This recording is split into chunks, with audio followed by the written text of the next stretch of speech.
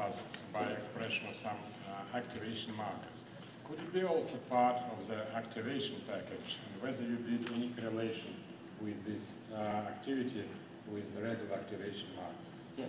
So you might have seen my talk at the Towards a Cure symposium as well. And what I presented there was that the group 1 positive cells compared to group 1 negative cells were indeed more activated in terms of CD38 and HLA-DR expression. But what I wanted to point out here is that a substantial amount of these group 1 positive cells did not co-express or express these activation markers. Well, yes, you're correct. There could be, other interrelationship going on there. Last question. So, the peripheral blood resting CD4 T cells are, if you look at number of infected cells, it's minimal, few out of many. So most of your cells are not infected cells.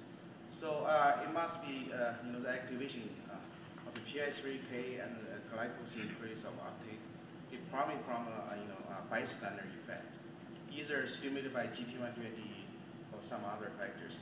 We know if you stimulate the chemokine receptor CXL4, it active PI3K.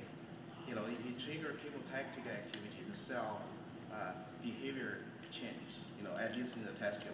So have you looked at whether the increase in, metabolic activity is due to CD4 signaling, CXL4 signaling?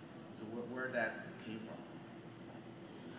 I would like to talk to you afterwards because I didn't hear half of the question, but the bit that I hear is that you're saying that perhaps it's a bystander effect. Yes, we do. Some of these patients has up to 9% group 1 positive cells, and it's unlikely that all of these are HIV infected.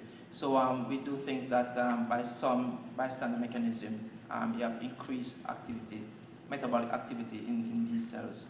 But one of the things that we are doing is to see, because we do quite a bit of monocyte work in our lab as well, to see whether or not there is a relationship between, say, for example, LPS levels in the blood and soluble CD14 and group 1 expression.